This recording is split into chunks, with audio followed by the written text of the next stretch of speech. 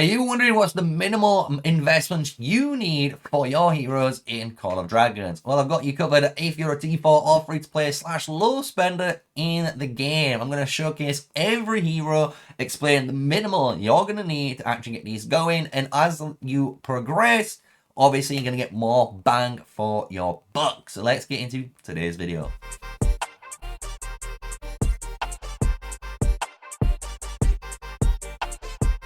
Hello everyone, yes, smash like, comment and subscribe for more daily videos with me, MrSneakyy, the one and only, and we're gonna go over, like I said today, all of the heroes in the game that's out so far and what you're gonna need as a minimal investment to get them going, and then maybe talk about a little bit later on, you know, the upgraded versions too as we're progressing in those heroes, right? So the first hero we're gonna go over straight away is gonna be no other but Syndron, the generational 2 archer boy, because a lot of people are probably wondering about this hero still, right? Since there is the new generational 3 heroes which we will cover, but they're probably wondering, is he still worth it, right? I have actually recently awakened my Syndron, and I still think he's a great hero and he's going to be a great one in the future still. But when you are looking for this hero, if you're looking for the bare minimal, he is one of the only heroes in the game that you can actually run at a 5-1-1-1, which is insane because of just the sheer amount of damage he pumps out as a generational 2 commander is honestly unmatched when you are first entering that season, if you just joining a T1 season for the first time, right? If you are looking to try and get him in the next criteria, and this is where I would recommend, if you can somehow get it, obviously I wouldn't waste all your gems, but the best minimal investment is going to be a 5-1-1-5 Syndron, because the whole purpose of this is you're going to double stack your rapid fire. This is at the beginning of combat. You're going to get that 20% attack bonus, which is a great steroid, but you get that 3 seconds of rapid fire, so you already start hitting everyone with double attacks, which is very powerful, because then when your rage skill goes on, you've got another 7 seconds that follows up, right? So we are definitely going to have this hero as anywhere you want, right? You can progress him afterwards as a 5-1-5-5, and then obviously the last skill, the second skill, is all about him rallying, so that's why you don't really care about it, right? So nice and easy first commander, Syndron. He is gonna be, like I said, in the 5-1-1 category. Even at 5-1-1-1, this hero is going to be able to do some absolute monstrous work, right? And I've touched on all the different categories there, so you know the 5-1-1-5 is a option, and then going into the 5-1-5-5 to kind of finalize your Syndron build, right? So the next hero let's talk about is gonna be Fear. And I know probably got a lot of hot topics about Fear. People probably have their own, obviously, theories on her. And she is honestly one hero that is very hard to judge where the best, kind of points of skills are going to be. And this is all kind of depending on what you want from her, right? So when we look at Fear's skills, we know she gets the shield, which is really nice. We have some really good stats here, which is 15% attack bonus and 15% hero skill damage reduction. This is super massive in PvP. But then we've got two different stats. We've got the attack stat and we have the big massive amount of just sheer amount of stats when you pair your Fear with any celestial units, right? So even if you put Fear with Lilia, if you've got Celestials, they are still going to gain this buff, which is really, really powerful when it comes into PvP. So what is the best minimal investment for her, right? You can start trying to use her at 5-1-1, but you'll realize there's not that much in it, right? You're not going to get too much out of her. At 5-5-1-1, you're actually starting to feel quite good, because I'm not gonna lie, you do take a lot less damage with this double 5-1-1 combo. But where I believe the best of the best, and where you honestly have to get Fear, and then once you get Fear to this state, you are fine. You can use her and just let her cook, is 5-5-5-1, because the beautiful thing about this skill, even at 1 point, you're going to get a 12% attack bonus, which is great for your account. And while you're not wasting any sculptures or spending money on trying to unlock the next 300 plus sculptures for this hero, you could have been using those 300 sculptures elsewhere, which is so much more beneficial, especially with newer and newer commanders always coming out. So I'd let your fear kind of cook in, obviously, any strongest lord events if you do win them, or obviously through your gold keys. And that's kind of what mine is at, right? So if we're going to put, obviously, now the fear onto the chart, where is she going to go? In the 551. This is where I believe if you put your fear in this state, honestly, you're going to start cooking a lot of damage out of there, right?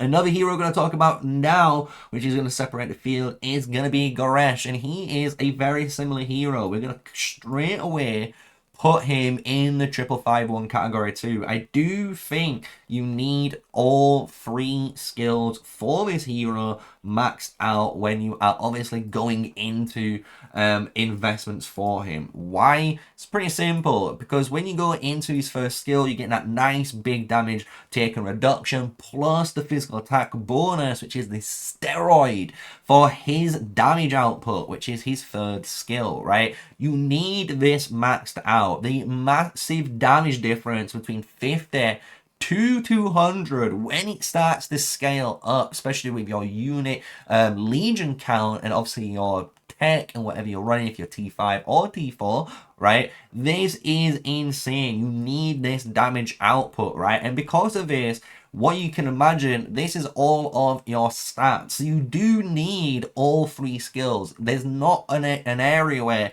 you can have a 5-5-1 Goresh and you feel good. I'm not gonna lie, I tried it, it was okay, but as soon as you get this in, you are honestly at the power you need to be at. And this is what makes this hero honestly so powerful, right?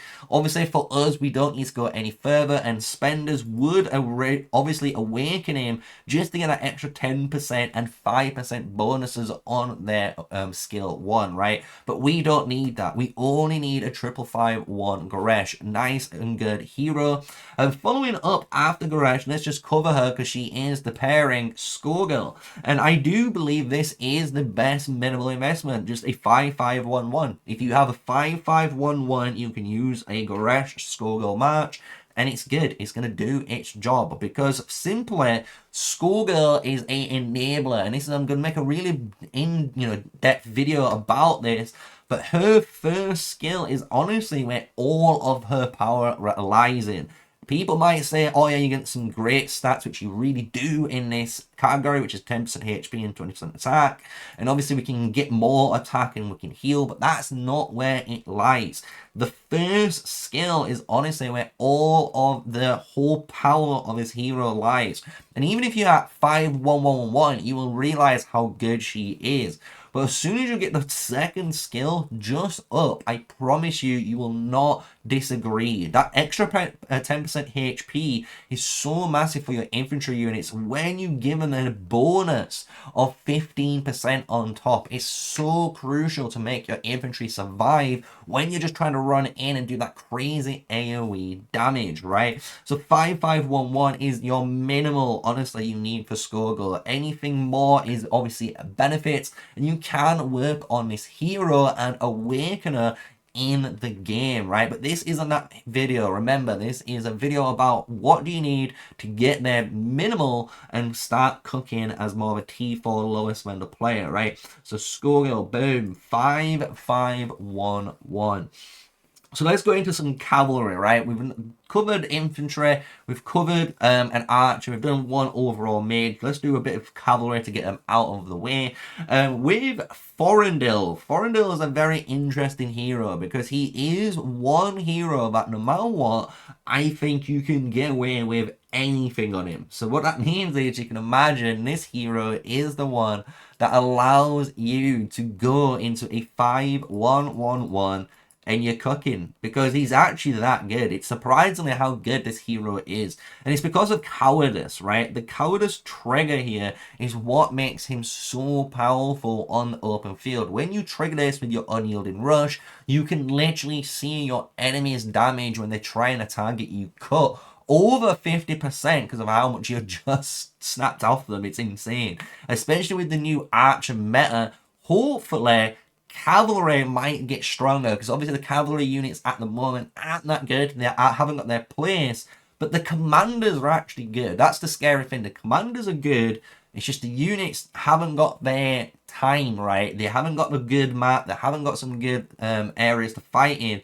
But this hero is very good. You can make him 5-1-1 and you're going to be cooking. As soon as you go 5-5-1-1, and this is the way I would upgrade my hero, by the way, you're even stronger because you get an inbuilt 10% defense penetration, which is great.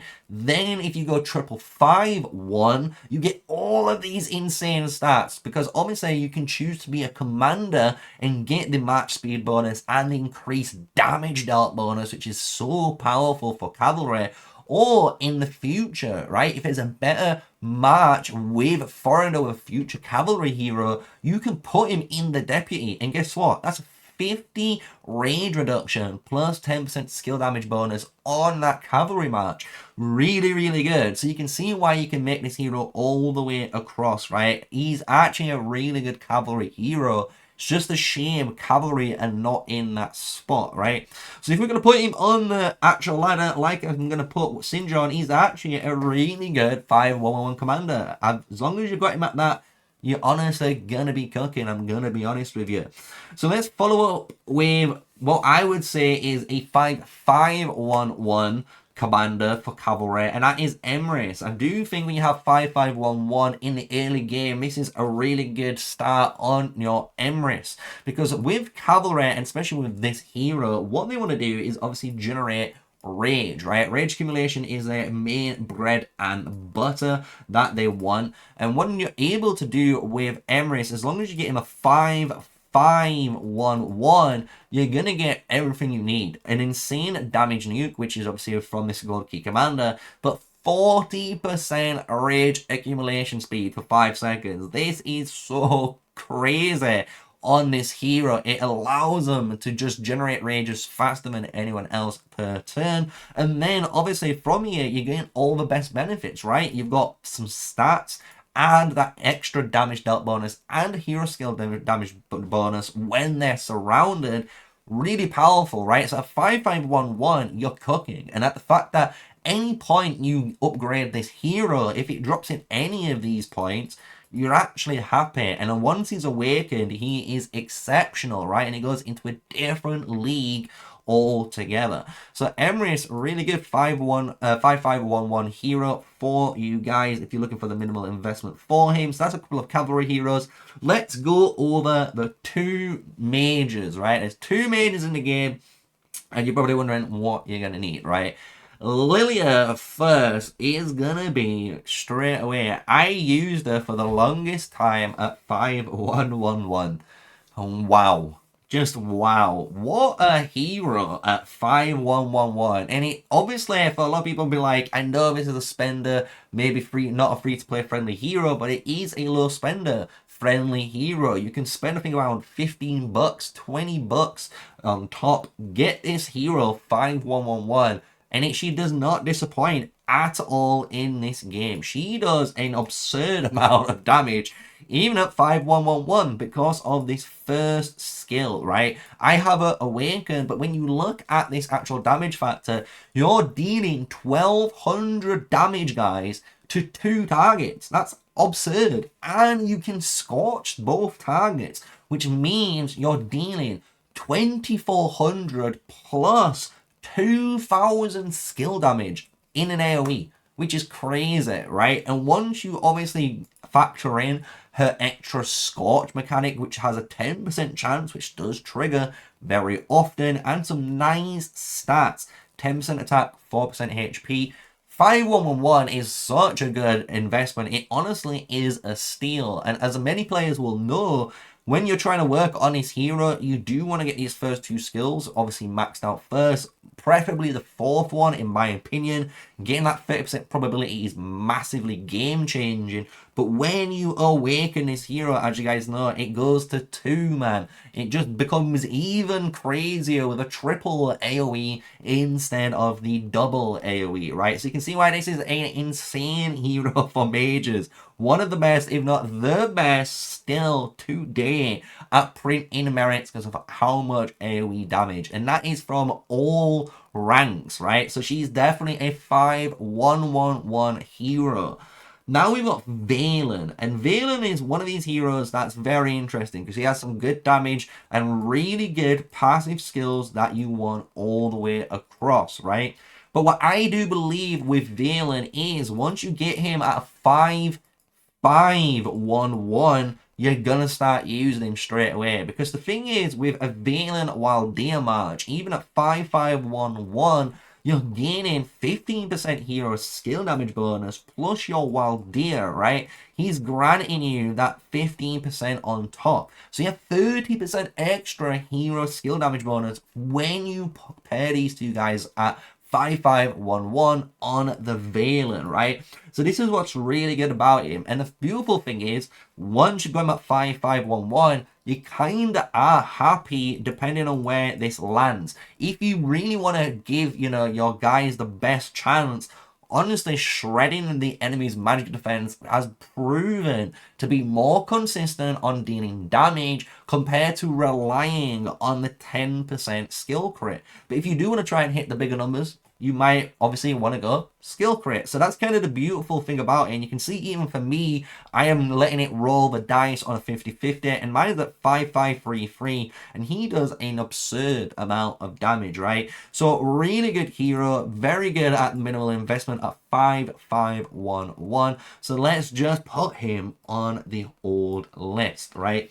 So we are getting through, obviously, the video. Hope you guys enjoyed it so far. Smash like, comment, subscribe. I'm going to try and not make this too long, but it is obviously hard with all of the heroes in the game so far. Hopefully next time we can just take a screenshot and just add, obviously, the new heroes into the game and potentially just move different commanders around once we maybe get some testing with some T5 on my own account, right?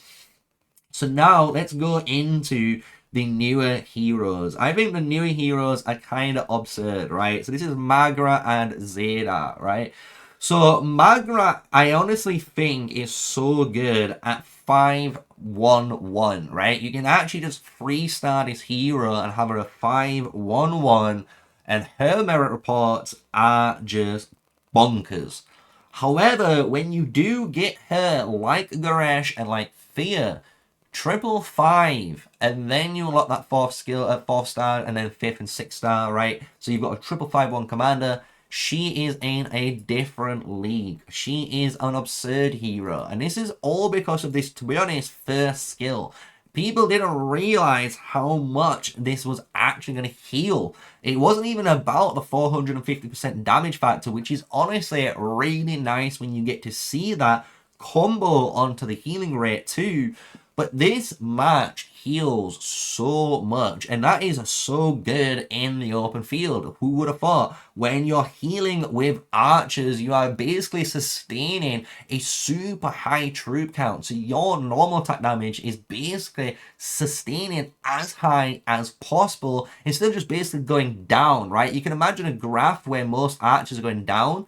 This hero is going like this almost. It's almost like a wave, and then it drops down over time, right? It's a really interesting dynamic how it slowly goes down compared to any other hero. And the reason why I'm going on a 5-1-1 is because you get 5% on normal attack and 5% HP, which is nice to have at 1 even when you max this out.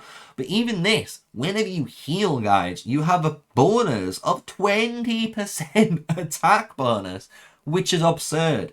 Absurd. When you're obviously healing over time, you do have this obviously option to trigger so often with your talent, your main skill, even with a sand lizard equipped.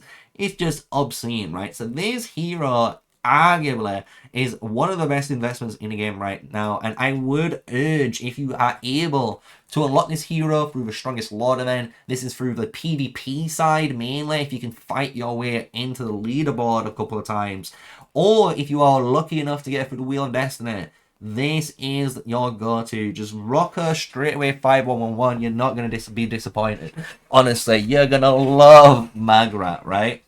Now we're going to go to Zeta, and Zeta is going to be one of the first heroes where I'm actually going to put her in one of the weird categories, right? So when we actually talk about her first, it'll make a little bit more sense on this hero, right? Because I think this hero can actually be very, very versatile in the future.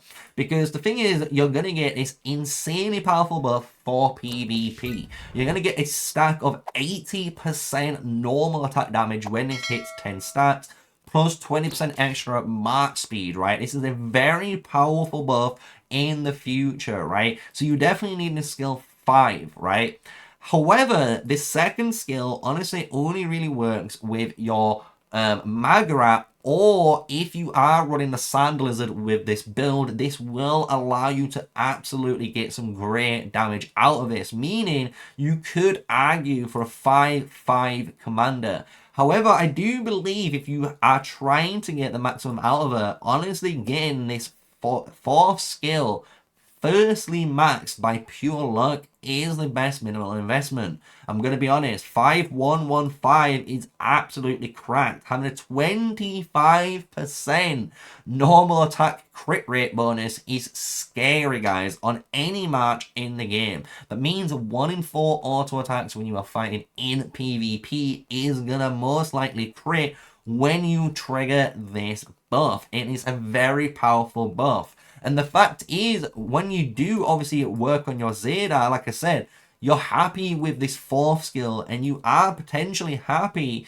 with this second skill. It's only the third skill where it honestly is just the stats for the archer commanders, where you might feel a little bit of a lackluster landing on this and you kind of want to preferably hit this last comparatively to these two skills, right? So that's why it's very hard to place her in a minimal list, right? Because some people might assume Zeta is a really good 5111 commander, and I've been using her at 5111, and to be honest, it's my Magrat that's doing all the work at the moment. It really is. Until I get my Zeta up a little bit more, that's why I believe she is going to be a 5115 commander, or on the alternative, right, a 551 commander, right? You could have these two different rotations on this hero. I do believe you need 2 skills maxed out.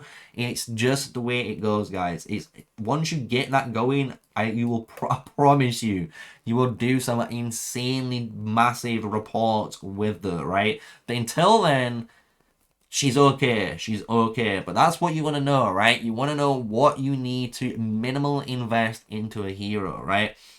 So we're going to do some shock fire rounds now. Let's finish off with the latest heroes, which is Bert and Toha. I think Bertrand straight away needs to be 5-5-1-1 in order to start working, and we'll showcase in a moment with his hero skills. And with your Toha is going to be the first hero in the 5-1-5-5 category. You do want all of his 3 skills maxed out when you are using him. I have been trying my hardest, and I mean this, my hardest, to get Toha on the field and trying to get this guy pumping out kills at 5-1-1-1. And I'm telling you, I struggle to get over 10k merit points. And then that is because I am fighting primarily BDO in this season. So you can imagine I am fighting mainly T5. So it is hard to get those reports. But that's kind of what you want to know, right? If you are fighting in the thick of the thick, right? When it's not good, it's all blood around you. What is a 5-1-1 hero going to do? And to be honest, Toha doesn't do it for me. You really do want him 5-1-5-5. There's just too many stats here that you need for this hero. So when you are just absolutely firing off, you actually trade positively with the hero skill damage bonus and obviously the counter attack damage reduction and defense bonus when you're channeling your skill. When you look at Bertrand, though, Bertrand's a really good hero because they have fixed him, right? So they have fixed him. If you are wondering, they have fixed the talent Thirst for Blood and other ways you're able to obviously generate your second skill. So the beautiful thing is actually 5511 is really, really good on this hero. You're going to get a 30% hero skill damage bonus basically from the stacks once you get all three for you. So then you can obviously go boom and hit them really, really hard depending on what pairings you're going to be doing, right? If you are wondering about other skills, I do really like the 4th skill. People don't like this because the thing is, when you're doing PvP testing, they do 1v1s, and you can't test this skill in 1v1s. And the beautiful thing about Bertrand, as many know, Bertrand with Fear, Bertrand with Atheist are absolutely deadly combos, right? And the fact that you can have a flying march and your Bertrand really is hard to get, you know, damage dealt to it because it can be on a mountain, it can be out of range, across rivers, it can do whatever it wants because it is a flying unit. This skill does a load of damage, right? So it's a really good skill if you do land on this afterwards, right? Just to give you guys that out there. So when we're putting them, that is where the two majors are going to lie, the Bertrand and the Toha. I think that one's quite self-explanatory for most players. If you don't have them at that range and you think they are better, well, I'll let you guys, you know, argue that one out. But at 5111, they are not good at all. And I do believe you want those stats for the other matches, right? Another 5155 hero that I've got to talk about, the one and only Indis, boys. Indis is absolutely phenomenal. I don't care. Some may argue she could actually be used at 5115. And even I might argue that today. And the reason why she is so good at 5155 is because of the just sheer amount of damage she reduces from your march, right? Indis is insane, right? And I think this is going to be one of the heroes later down the line. A lot of players are going to figure out how they can fit her in their comp. Because the thing with Indis is she honestly makes all of your other matches shine more. Even at 5115, you are still applying a 2-second infirm, which is very strong. It's 2 turns, and a lot of people might discredit that, but 2 turns is a lot of damage when you're reapplying it over and over again, right? And the beautiful thing about being 5115 is you're getting 50% counter-attack damage reduction, which is insane for this hero, and the fact you're removing 1 debuff effect, and this is triggering every 8 seconds, right, on the unyielding and the removal of 1 debuff. It's just powerful as hell when you are in the open field. So having a 5115 Indis is very, very powerful, and later on down the line, you do want to get the 3rd skill, right? The 3rd skill is going to give you that 20% HP bonus, which is honestly going to give you even more tanking capability, which is so powerful once you've awakened her. So when you are figuring out where this hero goes, 5115 is honestly where I'm going to put her down as a minimal investment, going into the 5155, and then finally the Awakening, right? So from here we have Madeline, and Madeline. This is a hard one for me, I'm not gonna lie, because Madeline is a hero that I really do like in this game for various different reasons, right? I do think in the future for the game, and there's more infantry heroes, I do believe she might be still one of the staples, because she is offering you just 4 insanely good skills, plus the fact that when you awaken her, you are going to get that 10% reduced damage, right? A lot of players in the early game, Season 1, you can use her 5111, and she is phenomenal in that category.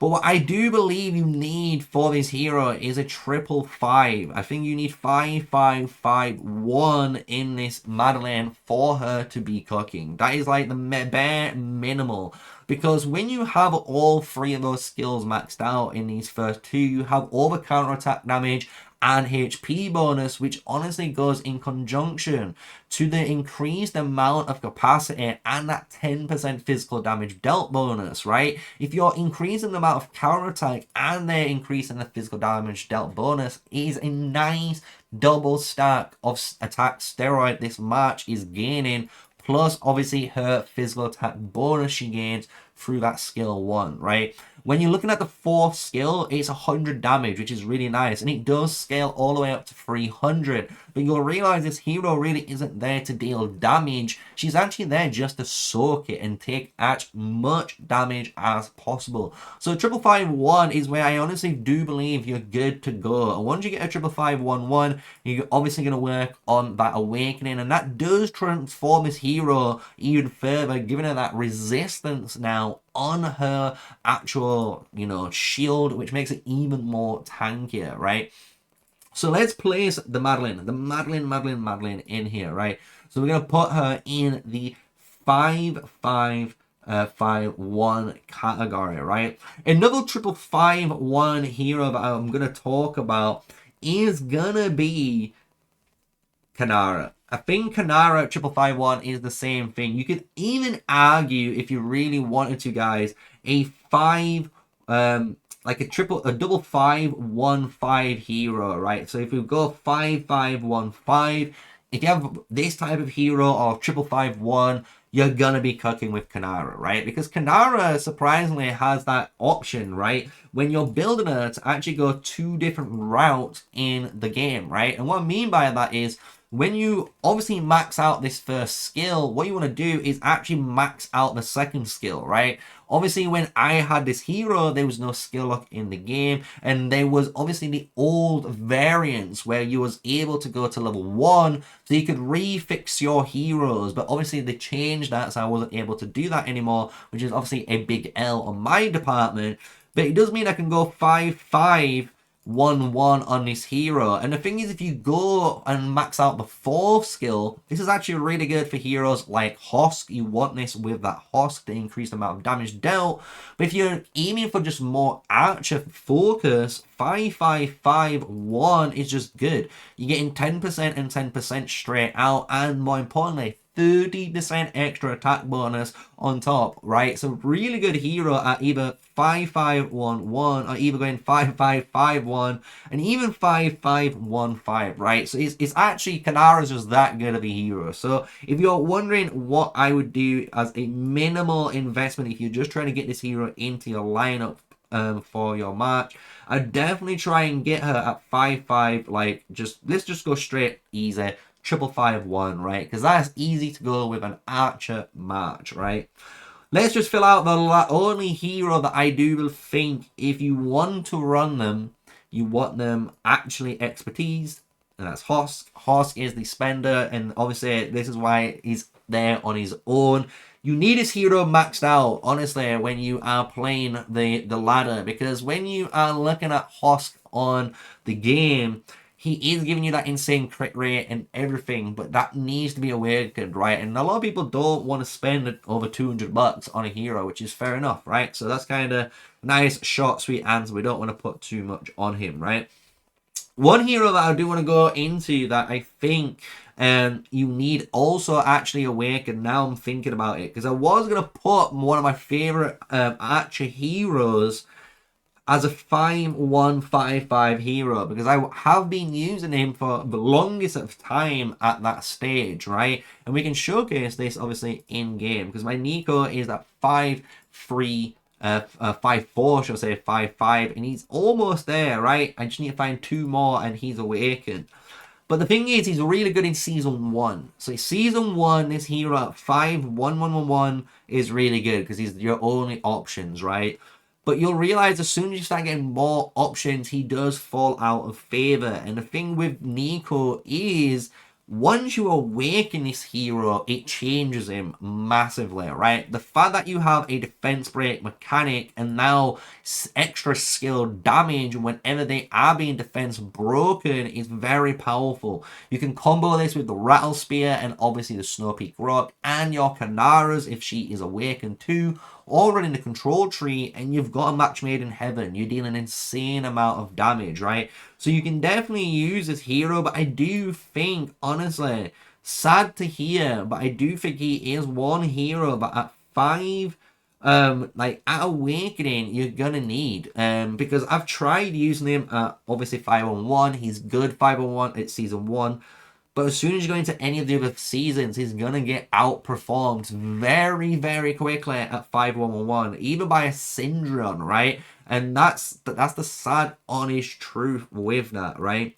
To finish off the Golden Archers, let's do the trifecta. Let's put Freyga in. I think Freyga is a 5-5-1-1 hero. You honestly don't need too much on her to get her going, right? And the reason why is all because of, again, her skill 1.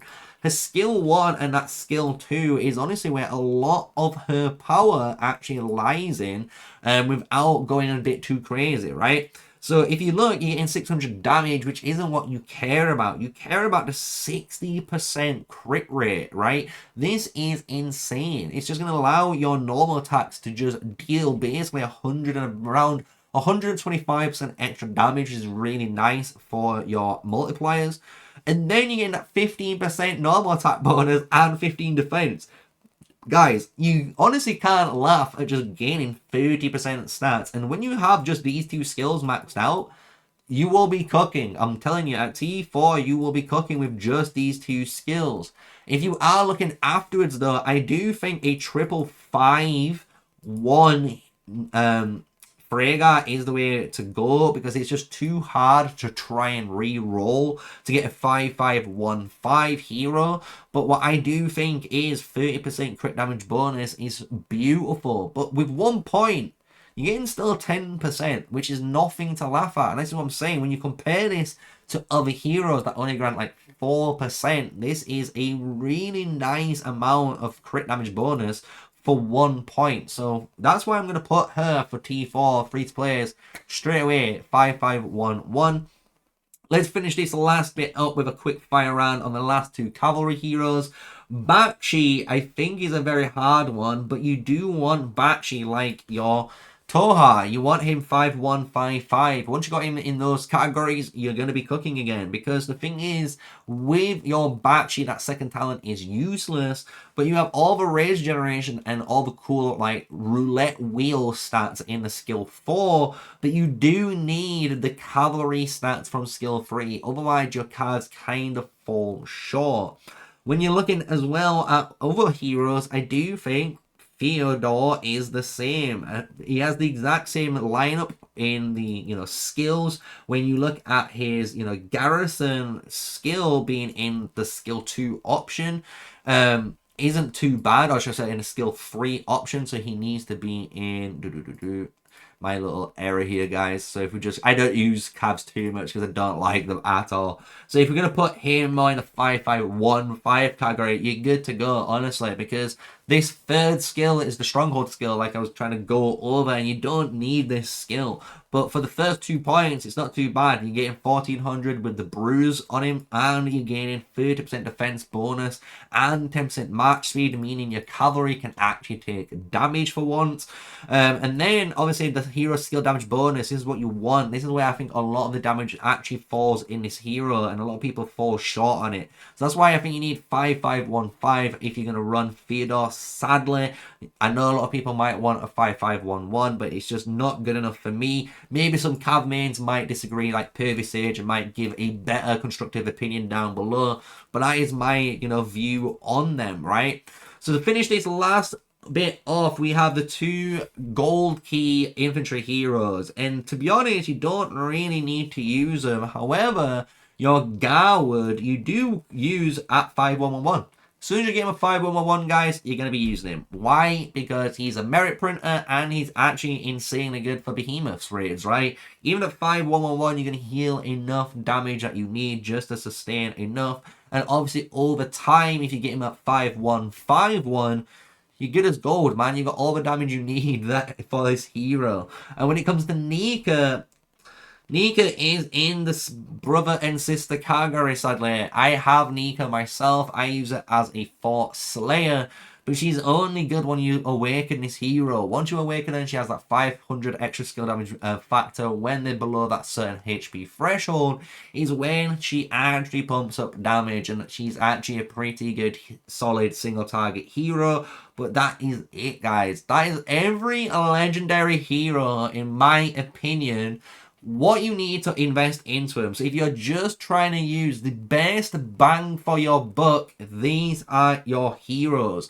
They're not in no particular order. This is not the best investment in the game, right? This is obviously if you're just looking to find out, you know, if I can invest 10, 20, 30 heads in a hero to make them more viable and an open field option, they should give you a little bit more of an idea of what you can be running in the game for a T4 free-to-play player pushing towards that T5 grind.